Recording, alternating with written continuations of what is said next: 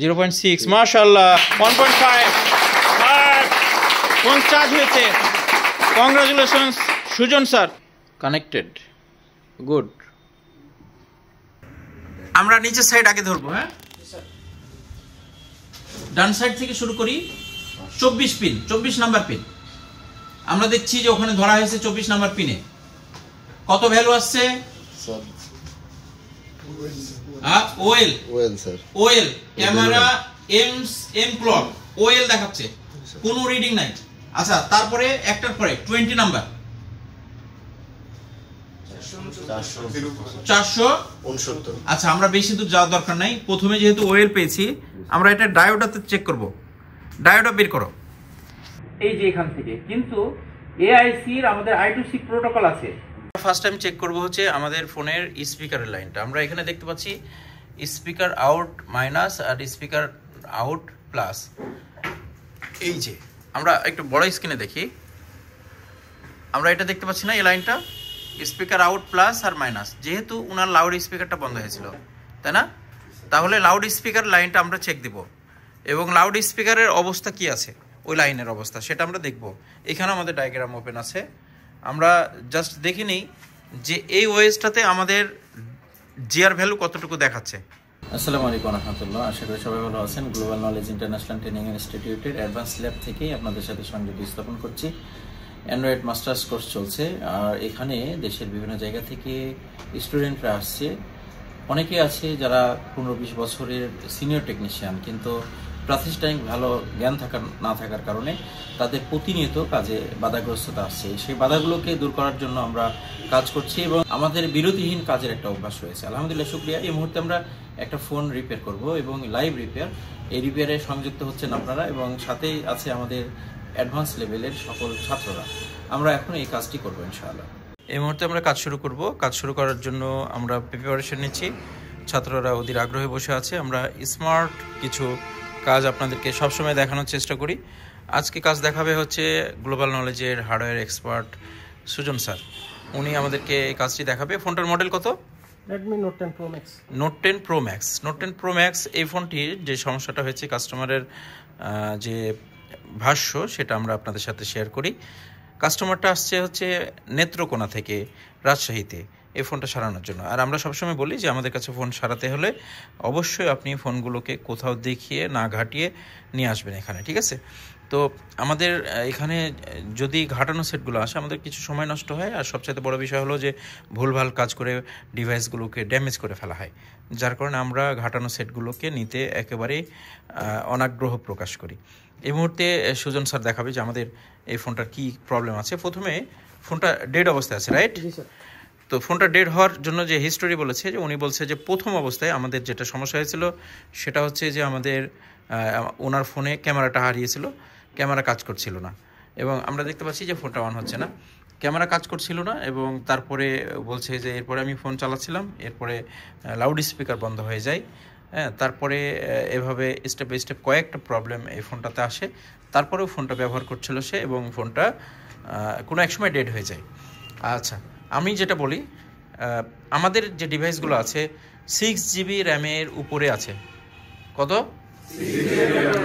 6GB র্যামের পরবর্তী update version সব ফোনগুলো কি হয় এই ফোনগুলোতে স্বাভাবিকভাবে খুব বেশি টেম্পারেচার কাজ করে সিপিইউগুলো মানে যেহেতু ফোনগুলো অনেক লোডফুল যার কারণে সিপিইউ অনেক বেশি হিট হয় অনেক বেশি হিট হওয়ার কারণে এখানে যখন আমরা লোডফুল কাজ করি বা প্রসেসর হাই পারফরমেন্সে থাকে ওভার পারফরমেন্সে থাকে তখন সিপিইউগুলো অত্যাধিক হিট হয়ে নিচে যে আমাদের বিজিএ বলগুলো আছে না সেগুলো গলে যায় গলে যাওয়ার পরে দেখা গেছে যে আমাদের পেস্টিং সিপিইউ হওয়ার কারণে কিছু কিছু কানেকশন লস্ট করে যে কানেকশনটা লস্ট করে সেই কানেকশনটা আসলে কোন সাবজেক্টে কাজ করছিল সেই সাবজেক্টটা তখন অকার্যকর হয়ে যায় রাইট তাহলে প্রথমে যে ওনার কাজ ক্যামেরাটা বন্ধ হয়েছে এটা কারণ হচ্ছে যে ক্যামেরার সঙ্গে সিপিইউ এর যে লাইনটা ছিল সেই লাইনটা ডিসকানেক্ট হয়ে যায় এরপরে তারপরেও যখন ফোন চালাচ্ছিল তখন হিট হচ্ছিল আরও বেশি হিট হতে হতে কোনো এক সময় দেখা গেছে তার মাইক্রোফোন স্পিকার এগুলো ওয়ার্কিং বন্ধ হয়ে গেছে তার মানে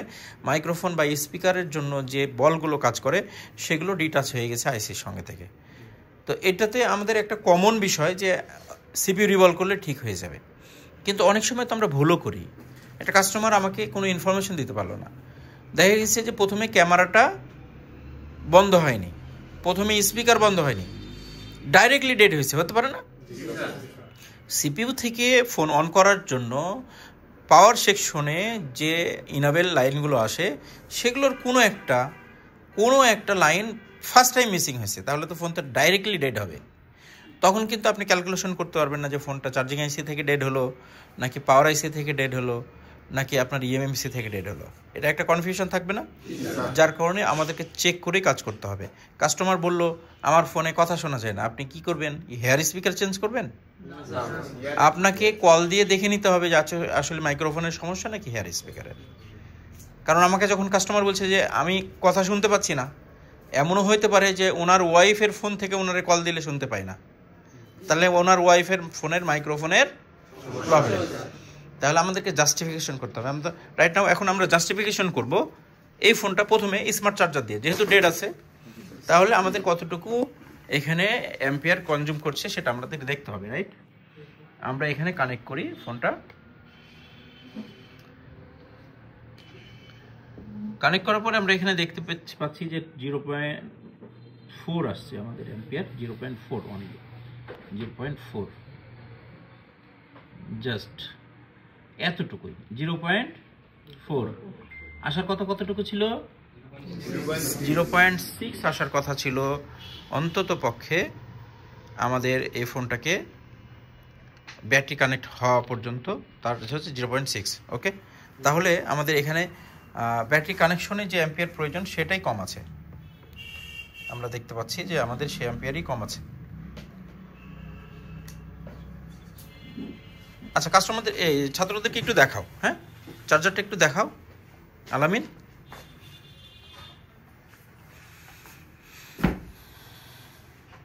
দেখো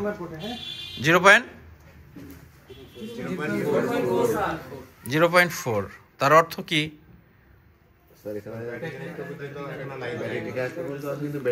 কানেক্ট হলেও কিন্তু অ্যাম্পিয়ারটা যথাযথভাবে নিতে পারছে না, তাহলে কোথাও বাধাগ্রস্ত তো হচ্ছে। ঠিক আছে, আচ্ছা, এরপর আমরা একটা চেক দিব।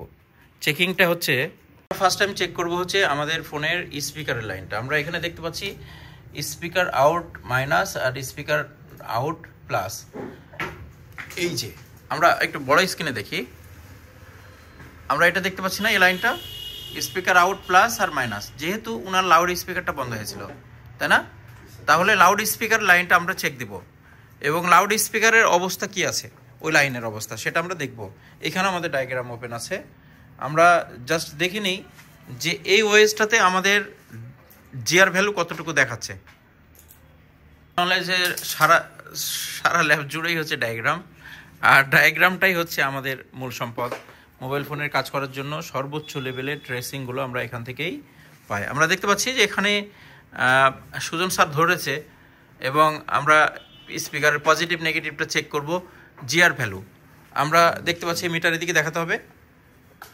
মিটারে আমরা দেখতে পাচ্ছি এখানে এটা কি প্লাস না মাইনাস? মাইনাসের লাইন, মাইনাস লাইন আমরা এখানে দেখতে পাচ্ছি। আমাদেরকে এত কেন?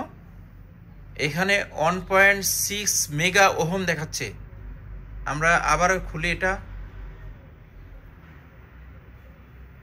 আবার ধরে 1.9 মেগা ওহম। ক্লিয়ার?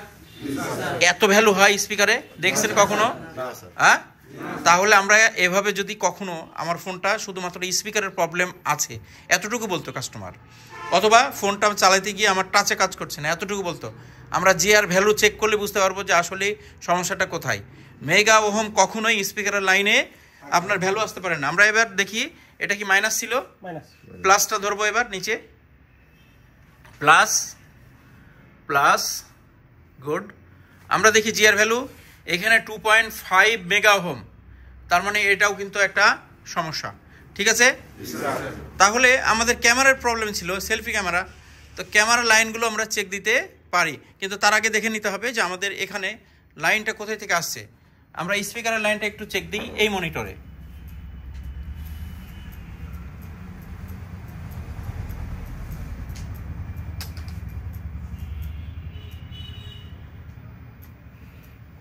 এবার এখানে এই ডাটা লাইনগুলো আসছে কোত্থেকে?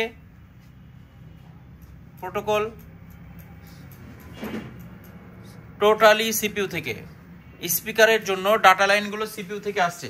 আমরা একটু চেক দিই। এখানে আমরা এখানে দেখতে পাচ্ছি স্পিকারের লাইন, তাই না? এই যে স্পিকারের লাইন বের হওয়ার সময় কি হয়েছে, এখানে দুটো ক্যাপাসিটর কি করছে? হিসাবটা দেখেন, আমার লাইন আসছে কোত্থেকে? আমরা একটু চেক দিয়ে নিই। স্পিকার মাইনাস, স্পিকার প্লাস, ঠিক আছে? তাহলে স্পিকার মাইনাস আর স্পিকার প্লাস আসলো কোথায় থেকে? এখানে দেখেন দুইটা কয়েল আছে। আমি বলেছিলাম যে লাউড স্পিকারের যে লাইনটা আছে সেখানে সব সময়ের জন্য দুইটা কয়েল থাকে লাইন বের হওয়ার সময়, যদি আমাদের অ্যাম্পলিফাইং আইসি থাকে এই যে এখান থেকে। কিন্তু এআইসির আমাদের I2C প্রোটোকল আছে না? দেখেন স্পিকার I2C, এই যে SDA, তারপরে হচ্ছে WSDIN, তারপরে হচ্ছে আপনার I2C SCL আছে। এই যে স্পিকারের টোটাল ডাটা লাইনটা আসছে কোথা থেকে? এই যে সিপিইউ থেকে। তাহলে সিপিইউ থেকে কখনো যদি আমার ওহমের কোনো এক ধরনের তারতম্য ঘটে, সেই ইফেক্টটা অথবা সেই প্রভাবটা আমার এই আইসির উপরে এসে পড়ে, রাইট? আচ্ছা, এখন আমরা ক্যামেরাটা চেক করে নিব। ফ্রন্ট ক্যামেরা এখানে আছে আমাদের কি? Back camera 2 megapixel, back camera 5 megapixel, back camera 8 megapixel, ঠিক আছে? আর এখানে আছে ফ্রন্ট ক্যামেরায় প্রবলেম না? সেলফিতে সেলফি ক্যামেরায় কি ফ্রন্ট? আচ্ছা, আমরা ক্লিক দিলাম। এখানে যে লাইনটা আছে সেটা দেখতে হবে আমাদেরকে। ক্যামেরাতে কতগুলো লাইন আছে? অনেকগুলো। এখন আমরা চেক দেই। এইখানে আমরা জাস্ট লাইনটা বের করব। সুজন স্যার আপনি বের করেন আপনার ওখানে মনিটরে। আমরা একটু দেখি এখানে যে লাইনগুলো আছে সেই লাইনগুলো আমরা একটু ট্রেস করব, ঠিক আছে? রাইট নাও আমরা একটু চেক করি। মনিটরে দেখছি আমরা। এখানে দেখুন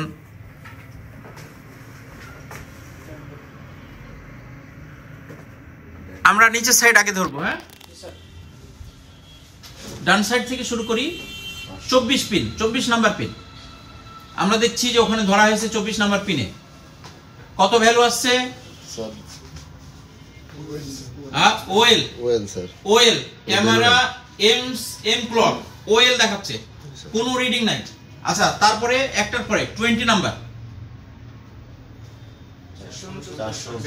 469। আচ্ছা, আমরা বেশি দূর যাওয়ার দরকার নাই। প্রথমে যেহেতু ওএল পেয়েছি, আমরা এটা ডায়োডাতে চেক করব।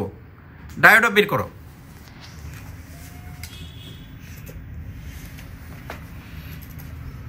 ডায়োডা বুঝেন আপনারা? কালকে বুঝিয়ে দিচ্ছি না? জি স্যার।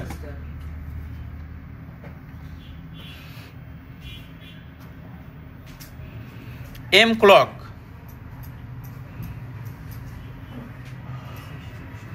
M clock 461। এম ক্লকে আমরা দেখতে পাচ্ছি 461 ভ্যালু থাকার কথা, কিন্তু এটা কি আসছে? ওয়েল, একদম জিরো, কোনো ভ্যালু নাই। আচ্ছা, এখন দেখি যে আমাদের এই লাইনটা কোত্থেকে আসছে। আমরা এম ক্লক আবার হার্ডওয়্যার সলিউশনে আমাদেরকে দেখতে হবে এম ক্লক লাইনটা কোথা থেকে আসছে, যাচ্ছে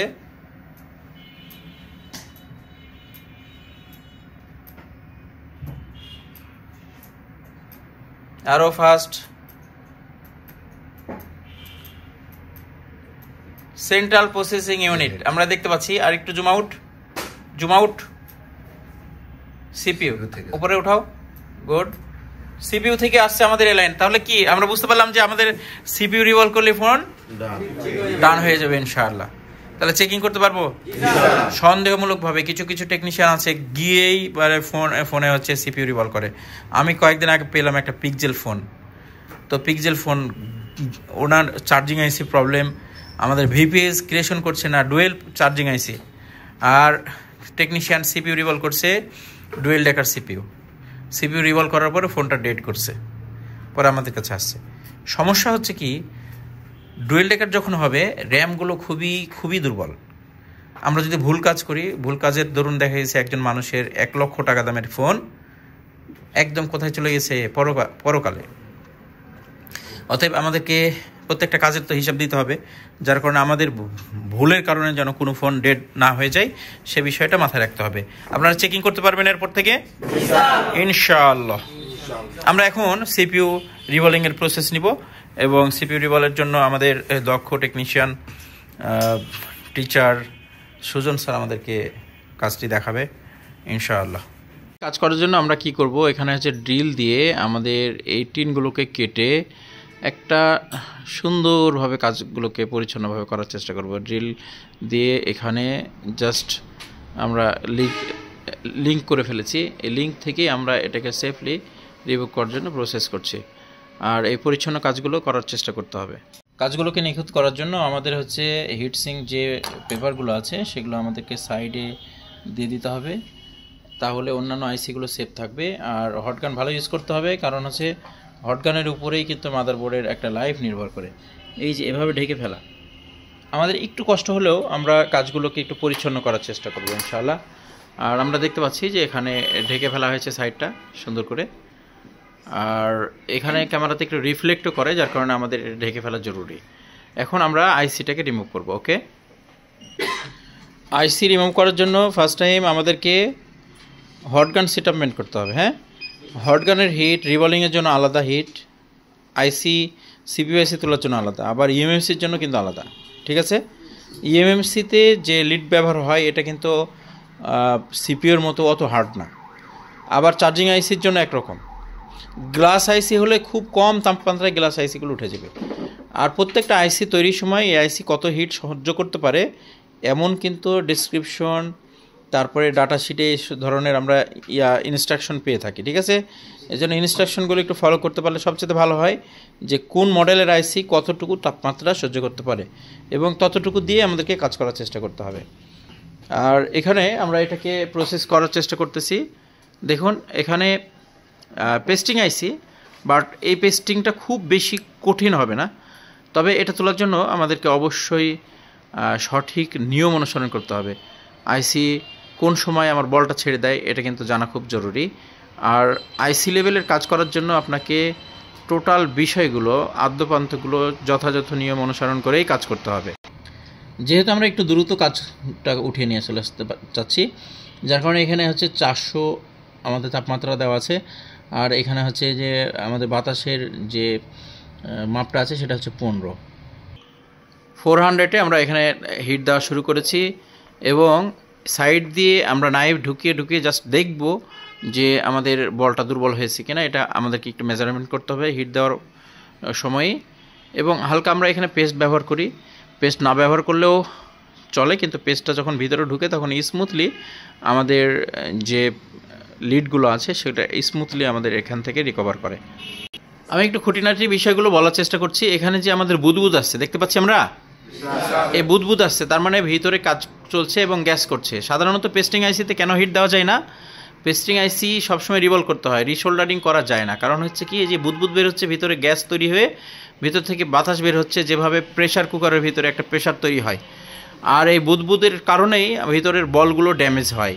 যখন হিট হয় তখন বলগুলো বাতাসের চাপে, গ্যাসের চাপে দৌড়াদৌড়ি শুরু করে এবং একটা আরেকটার সাথে শর্ট হয়। এই ক্ষেত্রেই আমাদের রেজিস্ট্যান্স ফল্ট করে, রেজিস্ট্যান্স লিকেজ হয়, এই ধরনের সমস্যাগুলো আসতে থাকে। যে সিস্টেমে কাজ করছে আসলে টেকনিশিয়ানদের এক একজনের কাজের সিস্টেম এক এক রকম, তবে সাকসেস সবাই হওয়ার জন্য কাজ করে।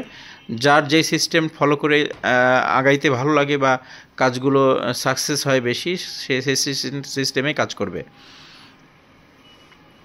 জাস্ট নাইফের মাথাটা ঢুকিয়ে দেখার চেষ্টা করছে সুজন যে আমাদের বল কতটুকু দুর্বল হয়েছে। ওকে,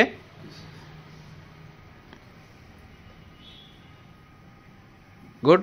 এই যে ছেড়ে দেওয়ার সময় হয়েছে, এখনই ছেড়ে দিবে। মাশাআল্লাহ। তাহলে আমরা সাকসেসফুলিভাবে আমরা আইসিটা উঠিয়ে ফেলেছি, রাইট?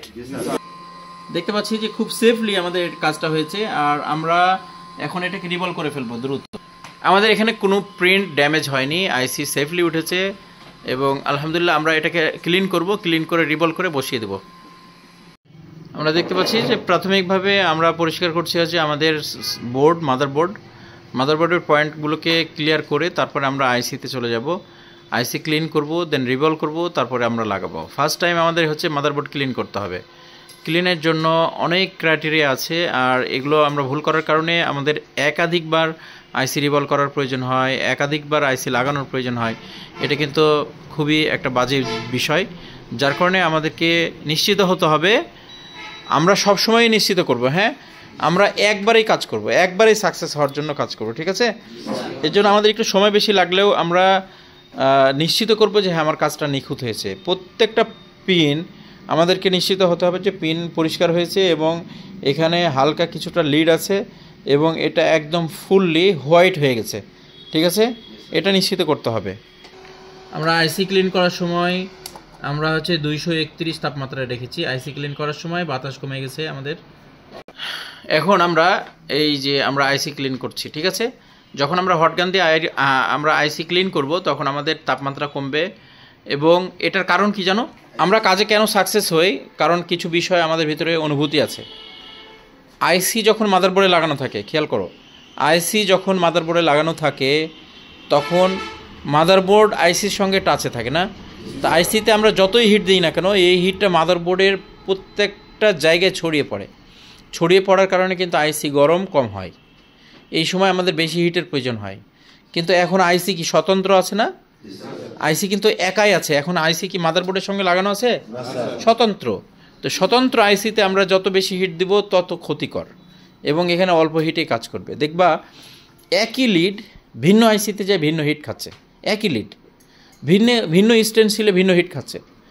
আমরা ট্রানজিস্টার যখন অনেক বেশি গরম হয়, বড় বড় ইকুইপমেন্টে, ইভেন হটগানের ভিতরে ট্রানজিস্টার দেওয়া থাকে, এই ট্রানজিস্টারগুলো গরম কমানোর জন্য কি করা হয়? ট্রানজিস্টারগুলো কোনো একটা অ্যালুমিনিয়ামের সাথে বডি করে দেওয়া হয়, ওর হিটটা যেন অ্যালুমিনিয়ামে ছড়িয়ে পড়ে। তো মাদারবোর্ডে যখন আইসি লাগানো থাকে আইসির সমস্ত হিটগুলো মাদারবোর্ডে ছড়িয়ে পড়ে।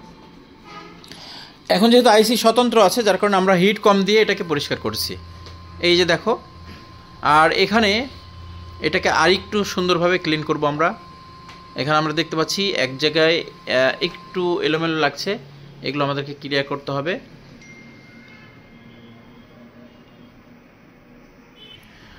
যেহেতু আমরা এখানে হচ্ছে আর্ট নাইফ দিয়ে টান দিয়েছি যার কারণে এখানে লিডগুলো একটার সাথে আর একটা ঠেকে গেছে। দেখো এই জায়গাটা ক্লিয়ার হয়ে গেল। আর এখানে যে কিছু বল দেখতে পাচ্ছি আমরা, একটু হাইট দেখাচ্ছে, একটু ব্ল্যাক টাইপের অস্পষ্ট হয়ে আছে, এগুলো নিয়ে আমাদের লিড ধরতে চাইবে না। যার কারণে প্রত্যেকটা পয়েন্ট আমাদেরকে নিশ্চিত হতে হবে। আমরা যদি অন টাইম সাকসেস হতে চাই তাহলে এগুলোকে পরিষ্কার করতে হবে প্রত্যেকটা বল। এবং এখানে যে বলগুলো দেখতে পাচ্ছি চকচক করছে সেগুলোর মতোই হতে হবে সবগুলো। এখন আমরা দেখতে পাচ্ছি যে ক্লিন হয়ে গেছে। আর ক্লিন করার জন্য আমরা হার্ড ব্রাশ ইউজ করেছি। এখন হালকা একটু পেস্ট দিয়ে আমরা এটাকে আবার রিশোল্ডারিং করে তারপরে আমরা রিভলভিংয়ের জন্য প্রস্তুত করব। এখন আইসি রিভলভিংয়ের প্রসেস চলছে। রিভলভিং কমপ্লিট হলে তারপর আমরা আইসি লাগিয়ে দেবো এবং খুব দ্রুতই আমাদের কাজটা শেষ হবে ইনশাআল্লাহ। আমরা দেখতে পাচ্ছি যে বল প্রসেস প্রায় শেষ। বলগুলো সুন্দর পারফেক্টলি ধরে নিয়েছে আমরা দেখতে পাচ্ছি, এবং এটা জাস্ট 10 সেকেন্ডের মধ্যেই সম্ভব। পারফেক্টলি কাজ করছে সুজন, ওর জন্য শুভকামনা। এখন আমরা বলটা কমপ্লিট করে বের করার আগে এখানে একটু পেস্ট দিয়ে এটাকে যদি আমরা শোল্ডারিং করি তাহলে কিছু বল যদি আমাদের ইনঅ্যাক্টিভ হয়ে থাকে আইসির সঙ্গে, সেই বলগুলো অ্যাক্টিভ হবে। হস্তশিল্প আসলে দক্ষতা এমন একটা জিনিস, পৃথিবীর যে কোনো প্রান্তে গেলেই আপনার এই দক্ষতা কাজে লাগবে। মোবাইল ফোন অলমোস্ট প্রত্যেকটা মানুষের হাতে হাতে, যার কারণে কারিগরি শিক্ষার সবচাইতে ভালো একটা স্মার্ট পেশা হিসেবে ধরা হয় মোবাইল ফোন সার্ভিসিং। আর গ্লোবাল নলেজ বাংলাদেশের one of the best training institute, এটা আমরা বলি না, সবাই বলে। আমাদের ছাত্ররা এখান থেকে যাওয়ার পরে তারা শতভাগ সন্তুষ্ট থাকে, আমাদের সাথে যোগাযোগ রাখে, তাদের সফলতাগুলো আমরা কাছ থেকে দেখি, এটাই আমাদের অনুপ্রেরণা। আর আপনারা তো জানেন যে বাংলাদেশে প্রথম mobile phone servicing training institute global knowledge, ঠিক আছে? অতএব এটাও আমাদের জন্য একটা প্রাপ্তির।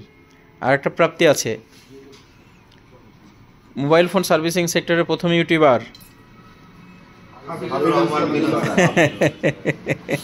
এই খেতাবগুলো তো আর নিতে পারছে না কেউ, না?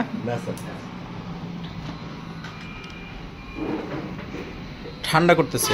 যাই হোক, আমি যে সময় ইউটিউবে আসছি তোমাদেরকে একটু গল্প শোনাই। এখন তো মানুষ ইউটিউবে আসে কিসের জন্য? ভিডিও ছাড়লে ইনকাম হবে, তখন এই ইন্টেনশনটা ছিল না। মনিটাইজেশন কি তাও বুঝতাম না। আবার ইউটিউবে ভিডিও ছাড়লে অনেক অডিয়েন্স তৈরি হবে, এর মধ্যে ছাত্র পাওয়া যাবে, ইনকাম হবে। তার মানে ট্রেনিং ফ্যাসিলিটির হিসাবও আমার কাছে ছিল না যে আমি ভিডিও ছাড়লে ছাত্র আসবে, তাদের কাছ থেকে টাকা ইনকাম করবো, এরকমটা তো ছিল না। জাস্ট আমি এই জিএসএম সেক্টরকে হেল্প করার উদ্দেশ্যে আমি অনলাইনে এসেছি, কিন্তু এটা বরকতে চেঞ্জ হয়ে গেছে আলহামদুলিল্লাহ।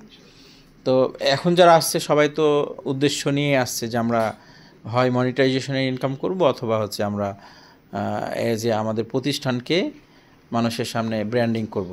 কিন্তু আমাদের এই ইন্টেনশনটা ছিল না। আমরা সৎ উদ্দেশ্যেই এই সেক্টরে পদার্পণ করেছি, আর আলহামদুলিল্লাহ এই সম্মানটুকু আল্লাহ আমাদেরকে দিয়েছেন। আমরা দেখতে পাচ্ছি যে এখানে আইসি রিবল কেমন হয়েছে সেটা একটু দেখার চেষ্টা করি। আচ্ছা, সুন্দর, একদম পারফেক্ট হয়েছে। আমরা এটাকে ক্লিন করে একটু, তাহলে বুঝতে পারবো। এই যে এখানে আমরা দেখতে পাচ্ছি যেগুলো একটু বেশি ব্রাইট দেখাচ্ছে এগুলো হচ্ছে মিসিং। হ্যাঁ, তো এই জায়গাগুলো একটু হার্ড হওয়ার কারণে বলগুলো ধরতে চায় না। এটা আমরা এক্সট্রা আমরা বসায় নিব হচ্ছে আমাদের টুইজার দিয়ে। ওকে, এখানে একটু ঘষে নেওয়া হচ্ছে যেন জায়গাটা একটু অমসৃণ হয়। অমসৃণ হলে কি হবে, হিট দেওয়ার সাথে সাথে এটা ধরবে, আর যদি এটা স্লিপ হয়ে থাকে তাহলে ধরতে চাইবে না। ঠিক আছে, এখানে একটা এখনও কানেকশন হয়নি সুজন, এই যে আমার দিকে দেখো। হ্যাঁ, গুড, এটা আগে লাগিয়ে নিতে হবে, না হলে এটা হচ্ছে ডাবল হয়ে গেলে ঝামেলা হবে।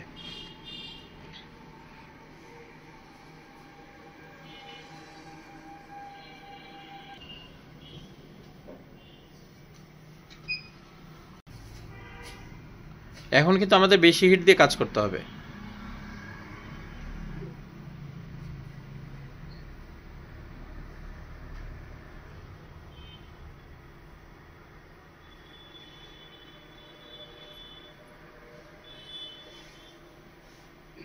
Connected, good.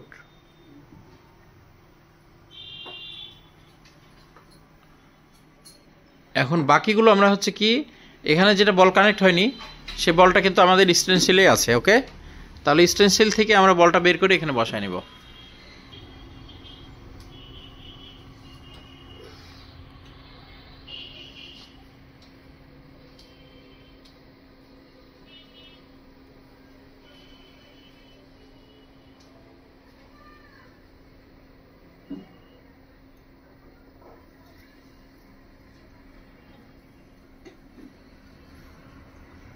আমরা দেখতে পাচ্ছি যে 3টা বল এখানে দেওয়া হয়েছে এক্সট্রা। এই বলগুলোকে আমরা কানেক্ট করব।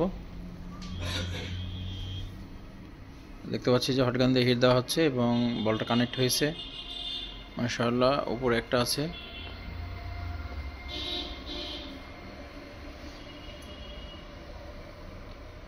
ওটাও কানেক্ট হলো। এখানে একটা আছে, এটাও কানেক্ট হয়ে গেছে, গুড। এই কাজের জন্য তো একটা তালি হওয়া উচিত, কারণ কি হ্যান্ড স্কেলের এটা হচ্ছে একটা পারফরমেন্স। হ্যাঁ, সিঙ্গেল বল আপনি বসাতে পারেন, তার মানে আপনার হাতের সুন্দর একটা অ্যাক্টিভিটি রয়েছে, রাইট? এখন আমাদের আইসি বসানোর পালা। আমরা এই মাদারবোর্ড দেখতে পাচ্ছি, মাদারবোর্ডটা ফুল ক্লিন এই মুহূর্তে, আর আমাদের আইসিও রেডি আছে। আমরা আইসি এখন বসিয়ে তারপরে আমরা পারফরমেন্স চেক করব যে আমাদের ফোনটা কমপ্লিট হচ্ছে কিনা।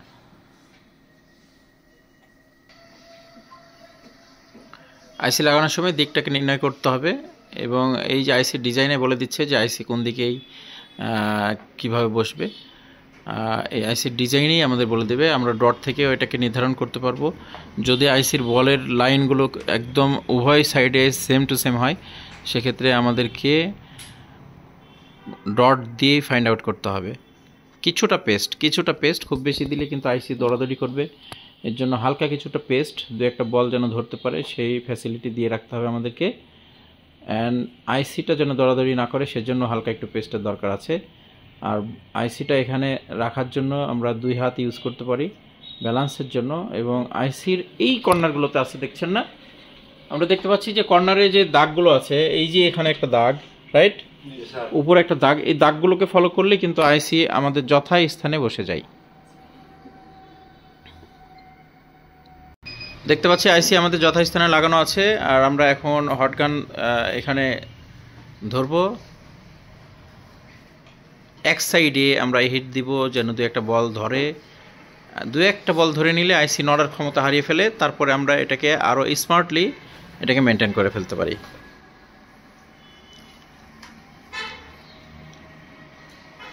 আইসি লাগানোর পুরো প্রক্রিয়াটা আমি দেখানোর চেষ্টা করছি।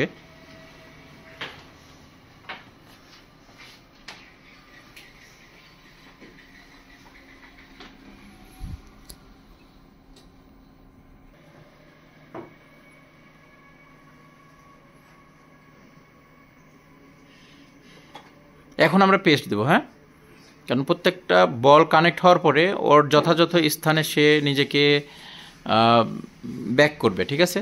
যার কারণে আমরা এখন পেস্ট দেবো। এই সময় পেস্টের বেশি ব্যবহার আপনার কাজটাকে আরও নিখুঁত করতে পারে।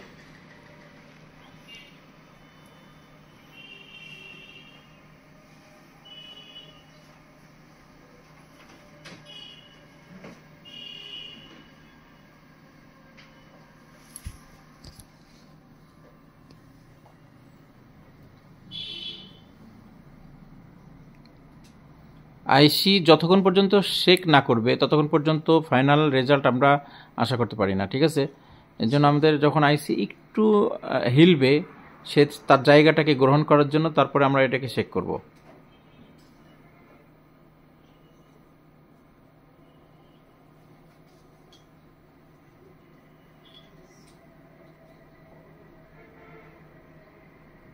মেবি হয়ে গেছে, একটু টাচ করে দেখতে পারি আমরা। গুড।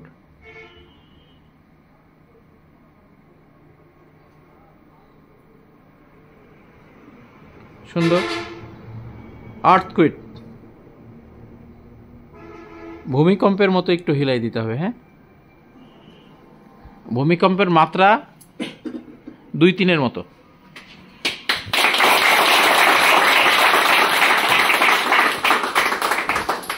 ফাইনালি তালি হবে। মাদারবোর্ডটা কুল হচ্ছে। এরকম একটা ফ্যান ইউজ করতে পারেন দ্রুত ঠান্ডা করার জন্য, অনেক সময় আমাদের সময় বাঁচবে। ফোনটা আমরা এখন কানেক্ট করব আমাদের ফ্লেক্সের সঙ্গে, আমাদের second PCB with display and battery. তারপরে ফার্স্ট টাইম আমরা কি করব, আমরা চার্জার দিয়ে দেখব আগে রিডিংটা, হ্যাঁ?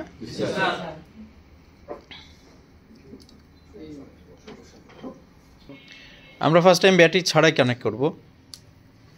দেখতে পাচ্ছি যে আমাদের এখানে 0.3 আসছে, 0.2 0.3 হচ্ছে আমাদের পারফেক্ট রিডিং। এখন আমরা ব্যাটারি সহ কানেক্ট করি। মাদারবোর্ডে কোনো শর্ট থাকলে কিন্তু এখানে রিডিংয়ের চেঞ্জ হতো। 0.6, মাশাআল্লাহ, 1.5, আর ফোন চার্জ হয়েছে। Congratulations Sujan sir. এটা হচ্ছে জাস্ট ফার্স্ট টাইম মানে অন টাইম সাকসেস। যেটা বলেছিলাম যে আমাদের কাজগুলোকে 100% সূক্ষ্ম করতে হবে, হ্যাঁ, অ্যাকুরেট। আমরা একটু সময় নেই, 10 মিনিটেই কাজ করতে হবে এমনটি নয়। আমি সময় নিতে পারি আধা ঘন্টা, 40 মিনিট। আমি যেন 2বার আমার আইসিডি বোলিংয়ে যেতে না হয়। কারণ কি, হিটের কারণে আমার আইসি ড্যামেজ হবে, হিটের কারণে আমার হার্ডওয়্যার ড্যামেজ হওয়ার পসিবিলিটি আছে। আর এখন আমরা ফাইনালি ফোনে হচ্ছে ক্যামেরা উইথ হচ্ছে আমাদের স্পিকার সব কিছু কানেক্ট করব। কানেক্ট করে তারপরে আমরা দেখব যে আমাদের ফোনের সব ঠিক হয়েছে কিনা, আদার্স যেসব প্রবলেম ছিল সেগুলো সাকসেস হয়েছে কিনা আমরা দেখব। এখন আমরা ফোনের ক্যামেরাগুলো সব ফিটিং করেছি, আর ফোনটা এখন রান করার প্রসেস হচ্ছে। আমরা দেখতে পাচ্ছি চার্জিং পার্সেন্টেজ চলে আসছে। পার্সেন্টেজ আসছে মানে হচ্ছে আমাদের সেন্ট্রাল প্রসেসিং অ্যাক্টিভ হয়ে গেছে। আর এখানে পাওয়ার কি প্রেস করে এটাকে অন করা হবে। যেহেতু কমপ্লিট ফিটিং নাই, যার কারণে পাওয়ার কিতে একটু ডিলে করছে, এখনও পাইনি।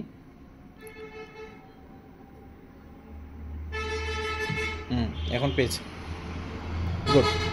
এখন এটা অন হওয়ার প্রসেস করছে, কমপ্লিটলি অন হোক। আমরা দেখতে পাচ্ছি যে এখানে আমাদের সব কানেক্ট করা হয়েছে অলরেডি। আমাদের অ্যাম্পিয়ারটাও গুড আছে। আমাদের চার্জারের অ্যাম্পিয়ার হচ্ছে 1.6। এটা যদি আমাদের ব্যাটারির চার্জ আর একটু কম থাকতো, আমাদের অলমোস্ট মনে হয় এখানে 65 মনে হয় দেখলাম সম্ভবত, বা 85 এরকম আছে চার্জ। যদি চার্জ আরও কম থাকতো তাহলে আমাদের চার্জিংয়ের অ্যাম্পিয়ার আরও বেশি হতো, 1.8, 1.9 বা 2 পয়েন্টের কাছাকাছি যেত। যেহেতু নোট 10 প্রো, অতএব এই ফোনটা একটু ফাস্ট চার্জিং নেবে আর চাইতে। এখানে আমাদের পাওয়ার বাই অ্যান্ড্রয়েড এইটা কিন্তু একটা গুরুত্বপূর্ণ। এরপরে এখানে 3 ডট আসে, 3 ডটটাও কিন্তু খুব গুরুত্বপূর্ণ। আমরা দেখতে পাচ্ছি পাওয়ার বাই অ্যান্ড্রয়েড থেকে আমাদের 3 ডট আসছে। হ্যাঁ, 3 ডট আসছে, তার মানে হচ্ছে হার্ডওয়্যার কাভার হয়ে গেছে, এখন সফটওয়্যারে মুভ করতেছে। হার্ডওয়্যার কাভার হবে যখন, তখন অ্যান্ড্রয়েড থেকে সে মুভ করবে 3 ডটে। ওকে, এটা মাথায় রাখতে হবে। আসলে কাজ আমরা অনেকেই করি, কিন্তু কাজের আদ্যপ্রান্ত ডিটেলস ইনফরমেশন এগুলো কিন্তু জানি না। হ্যাঁ, এগুলো আমাদের জানা জরুরি। আমাদের ফোনটা কমপ্লিট রান হয়েছে। এখন আমরা এটা লক খুলি, নিচে থেকে উপরে মানে কিভাবে? ডান পাশে 2 নাম্বারটা, ডান পাশে নিচে 2 নাম্বার। হ্যাঁ, ওটা থেকে নিচে, এটা থেকে নিচে উপরে আবার উপরে রেখা দেবেন, মাঝখানে রেখা আবার নিচে। Good good. হইছে।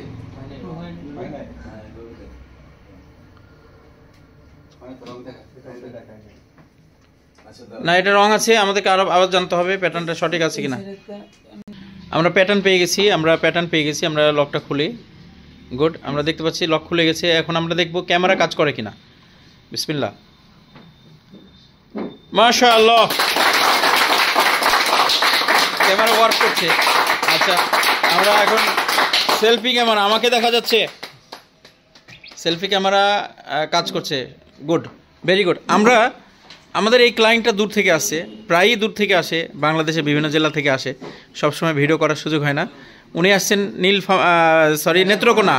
নেত্রকোনা থেকে। আমরা ওনার সাথে একটু কথা বলেই আমরা আজকের ভিডিওটা শেষ করবো ইনশাআল্লাহ। আমাদের সব কিছু কাজ করছে। এই মুহূর্তে গ্লোবাল নলেজের সার্ভিস সেন্টারে দাঁড়িয়ে আছি। আমরা এতক্ষণ পর্যন্ত যে ফোন রিপেয়ার করলাম আপনারা দেখলেন, সেই ফোনের ওনার এখানে দাঁড়িয়ে আছে। উনি নেত্রকোনা থেকে আসছে। নেত্রকোনা রাজশাহী থেকে অনেক দূর, অলমোস্ট হচ্ছে রাজশাহী টু ঢাকা 260 কিলোমিটার, কিন্তু নেত্রকোনা আমাদের সম্ভবত 300-র কাছাকাছি। আর ফোনটি সাকসেসফুলিভাবে আমরা কমপ্লিট দিতে পারছি আমাদের সঞ্জু ভাইকে। তো ওনাকে আমরা ফোনটা তুলে দিচ্ছি। আপনি হ্যাপি? জি, আমি খুব খুশি। খুব খুশি, মাশাআল্লাহ। আপনি নেত্রকোনা থেকে কিভাবে গ্লোবাল নলেজ সম্পর্কে জানতে পারলেন? আমি আপনার ইউটিউব চ্যানেল দেখে আর কি আমি জানতে পেরেছি। আচ্ছা আচ্ছা, ইউটিউব চ্যানেল। আপনি তো আমাদের এই লাইনে নেই, তাই না? মোবাইল সার্ভিসিং এর সঙ্গে জড়িত না। না। কিভাবে মানে এই ভিডিওগুলো দেখে আপনার কেমন লাগে, মানে কেন ভিডিওগুলো দেখেন? ভিডিও দেখে আমার খুব ভালো লাগে, সেজন্য। আলহামদুলিল্লাহ, শুকরিয়া। আসলে গ্লোবাল নলেজ তো মোবাইল ফোন সার্ভিসিং সেন্টার নিয়ে কখনোই ভিডিও প্রোভাইড করেনি। আমরা করি হচ্ছে আমাদের এখানে কারিগরি দক্ষতা নিতে যারা আসে, টেকনিক্যাল কাজ শিখতে আসে, তাদের বিষয়গুলো নিয়ে আমরা এই ভিডিওগুলো প্রোভাইড করি। সর্বশেষ আমি একটা কথা বলবো যে মোবাইল ফোনের যত বড়ই সমস্যা হোক, যদি পার্টস পাওয়া যায় সেগুলো ঠিক করা সম্ভব। এবং মোবাইল ফোনগুলো যখন আমাদের কাছে ন্যাচারাল অবস্থায় আসে, ফোনগুলো ঘাঁটাঘাঁটি না হয়, তাহলে এগুলো ঠিক হওয়ার পসিবিলিটি প্রায় 99%, 99। সেক্ষেত্রে সঞ্জু ভাই আমার সাথে যোগাযোগ করছিলেন। জি জি, আপনি ভাগ্যক্রমে আমাকে পেয়ে গেছিলেন। ওই সময় আমি বলেছিলাম যে ফোন যদি আপনি কোথাও না দেখিয়ে থাকেন, ঘাটানো না থাকে, তাহলে নিয়ে আসেন, আমরা অবশ্যই ঠিক করে দিতে পারবো। এই কথা শুনেছেন কবে আপনি? কালকে। গতকালকে আমার সাথে কথা বলার পরে উনি আজকে সকালে নেত্রকোনা থেকে রাজশাহীতে চলে আসছে।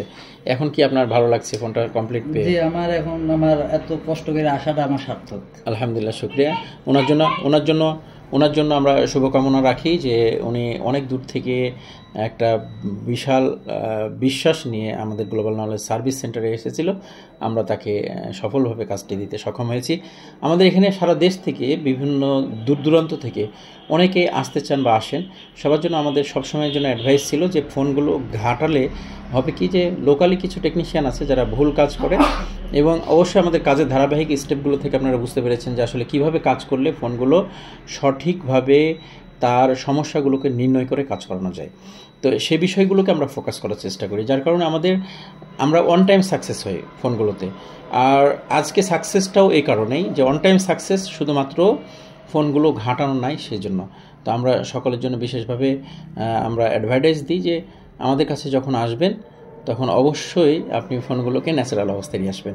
আমাদের লোকেশন, আমাদের এখানে আসতে কি খুব একটা আপনার প্যারা নিতে হয়েছে? না না না, একদম সহজ একদম লোকেশন না? সহজ, easy। সারা বাংলাদেশের যে কোনো জায়গা থেকে রাজশাহী কোর্ট স্টেশন বললে চিনে নেবে, যে কোনো গাড়ি আমাদের এখান থেকেই সরাসরি আমাদের প্রতিষ্ঠানের পাশে নামাই দিবে। এক্ষেত্রে আমাদের হচ্ছে গুগল ম্যাপ লোকেশন এবং নাম্বার, কন্ট্যাক্ট নাম্বার সব কিছু আপনাদেরকে দেওয়া থাকবে ভিডিও ডেসক্রিপশনে, টাইটেলে। এখান থেকে আপনারা যোগাযোগ করতে পারবেন ইনশাআল্লাহ। তো সবার জন্য শুভকামনা রাখি গ্লোবাল নলেজ সার্ভিস সেন্টার থেকে, এবং সকলের ফোনগুলো ভালোভাবেই চলুক এবং সকলের ফোনগুলো নষ্ট হলে যেন ভালোভাবেই সেবা পাই সেই কামনা রাখছি সবার জন্য। সকলে ভালো থাকবেন। আসসালামু আলাইকুম রহমতুল্লাহ।